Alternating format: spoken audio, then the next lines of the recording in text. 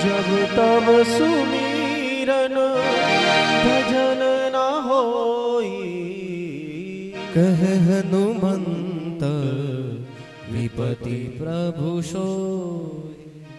हनुमान जी कहते हैं कि भैया जिस दिन राम का नाम नहीं लेता हूँ ऐसा लगता है कि मन में कुछ छूट गया है, कुछ खा रहा है। जैसे हम किसी दिन स्नान नहीं करते तो हमें वो दिमाग में एक वो कीड़ा खाता रहता है, अरे यार आज कुछ छूट गया हमारा, रहता कि नहीं रहता। तो ऐसे ही हनुमान जी कहते कि आज मेरा कुछ छूट गया है जिस दिन राम का नाम नहीं लेता हूँ, इसलिए मेरी सबसे बड़ी विपत्ति क्या है, राम का नाम लेना। जिस दिन राम का नाम ले लेता हूँ तब जाकर के वह विपत्ति दूर होती है। कह हनुमंत विपत्ति प्रभु सोई, जब तब सुमिरन भजन न होई। इसलिए हे गोविंद देना चाहते तो दुख दीजिए। भगवान कहते कि नहीं हुआ, अब दुख और नहीं दे सकता हूँ। पांडवों ने सभी ने कुछ ना कुछ मांगा, सभी को भगवान ने दिया, पर धर्मराज युधिष्ठिर आज भी निराश खड़े हैं, निराश बैठे हैं। बोले क्यों? बोले कि मैंने अपने भाइयों को मार दिया, कौरवों को मार दिया, मैं कौन सी गति में जाऊंगा। भगवान श्री कृष्ण कहते हैं कि भैया तुम चिंता मत करो, यदि अपने धर्म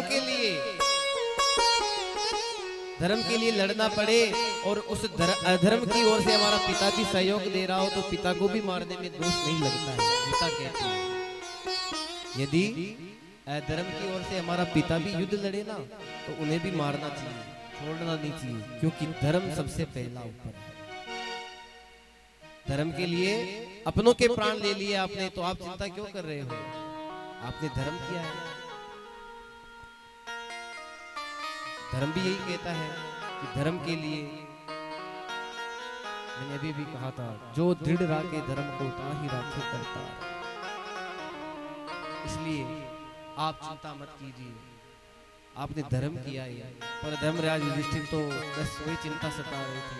तब भगवान गोविंद विचार करते कि क्यों न इनको पितामह भीष्म से उपदेश दिला जाए।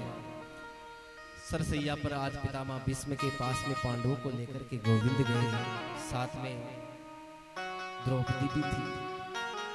भगवान श्री कृष्ण जाकर के प्रणाम करते हैं, बोले पितामह भीष्म प्रणाम करते हैं। बोले आइए केशव कैसे आना हुआ? बोले आज आपके पुत्र पांडवों ने कौरवों के ऊपर विजय श्री प्राप्त करना है, अब ये राजा बन गए हैं, इनको आशीर्वाद दीजिए कि राजधर्म क्या होता है, इनको शिक्षा दीजिए राजधर्म की। पितामह भीष्म हंसने लग गए, बोले मैं क्या शिक्षा दूं केशव, फिर भी तुम कहते हो तो सुनो, राजधर्म की शिक्षा दे रहे हैं। दान धर्मान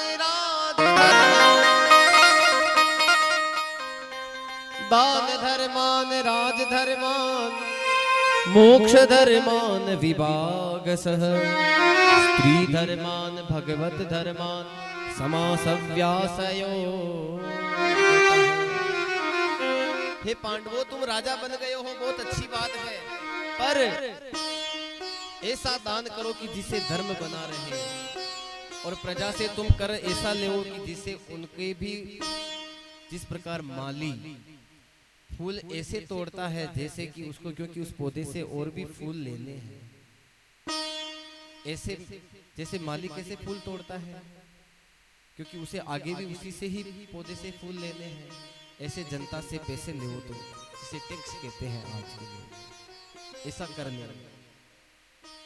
तो माली को कर्म का साक्षी मानो। जिस प्रकार माली फूल सिंचित करता है वैसे सरकार को कर टैक्स वसूल करना चाहिए, न कि कोयले वाले की तरह, क्योंकि कोयला वाला सारे पेड़ों को जला करके उस बेच आता है, उसके पास में कुछ नहीं बचता है। तो कोयले वाले से ज्ञान नहीं लेना, अपने को माली से लेना है। तो कहने का तात्पर्य यह है कि दान ऐसा करो कि जो दान हमारा जाए तो वो सही जगह पे जाए। स्त्री धर्मान भगवत धर्मान, जहां धर्म की रक्षा हो सके, अपनी भुजाओं में ताकत है तो धर्म के लिए लड़ो, तो ये हमारा धर्म है। अब ये बात जब पितामह भीष्म ने कही कि किसी स्त्री के साथ अत्याचार हो रहा हो तो उसे देखना नहीं चाहिए, धर्म की रक्षा करनी चाहिए, तो वहां पर कौन खड़ी थी? द्रौपदी वो हंसने लग गई, बोले पितामह भीष्म आपने भी तो ये पाप किया था, आपने भी तो ये पाप किया था।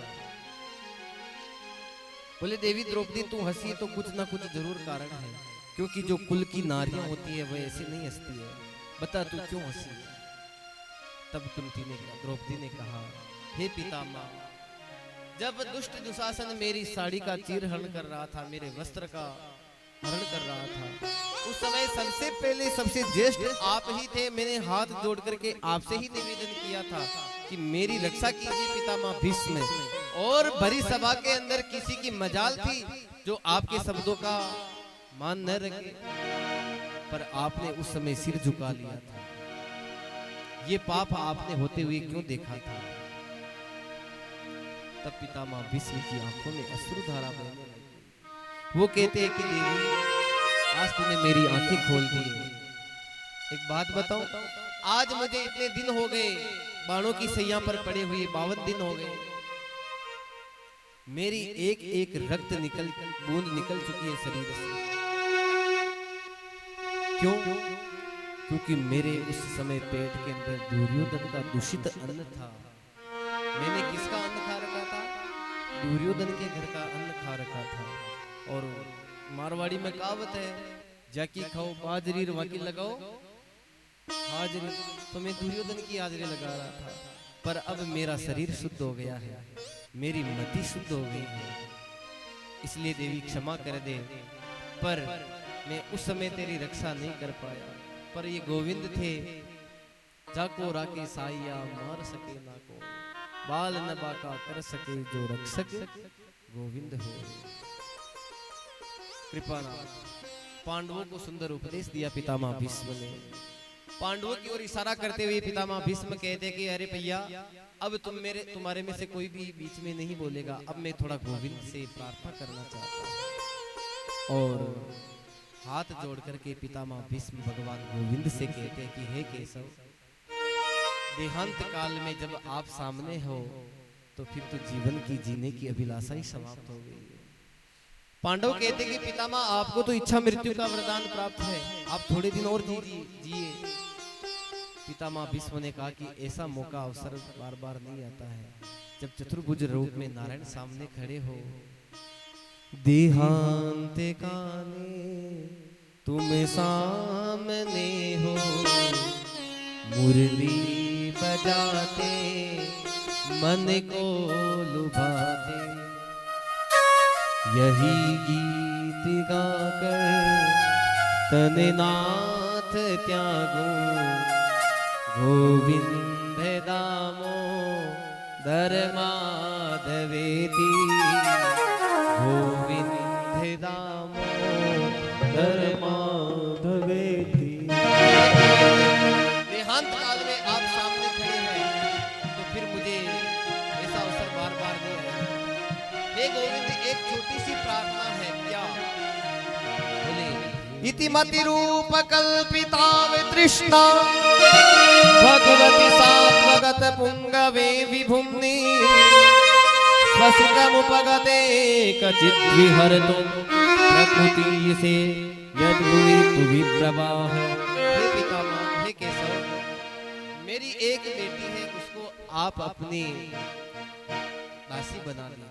भगवान कृष्ण विचार करने लगे, पितामह तो जीवन भर ब्रह्मचारी थे, इनकी बेटी कहां से आ गई? इधर उधर जोने लगे, देखने लगे, कहां आपकी बेटी?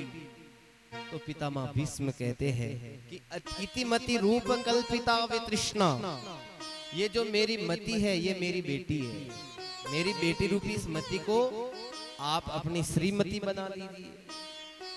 जब मेरी मति बनेगी आपकी श्रीमती, आप बनोगे इसकी श्रीपति और करेगी आपके चरणों के अंदर रति, तो मुझे अनायास ही मिल जाएगी सदगति, मुझे अनायास मिल जाएगी सदगति। इसलिए मेरी इस मति को आप अपनी श्रीमती बना लीजिए। तो भगवान कहते हैं कि बिल्कुल बना लेंगे। भगवान पितामह भीष्म कहते हैं कि मुझे आज भी वो झांकी याद है जब आपने एक भक्त की वचन की लाज रखने के लिए आपने अपनी प्रतिज्ञा तोड़ दी थी। क्यों? क्योंकि पितामह भीष्म ने भी प्रतिज्ञा कर ली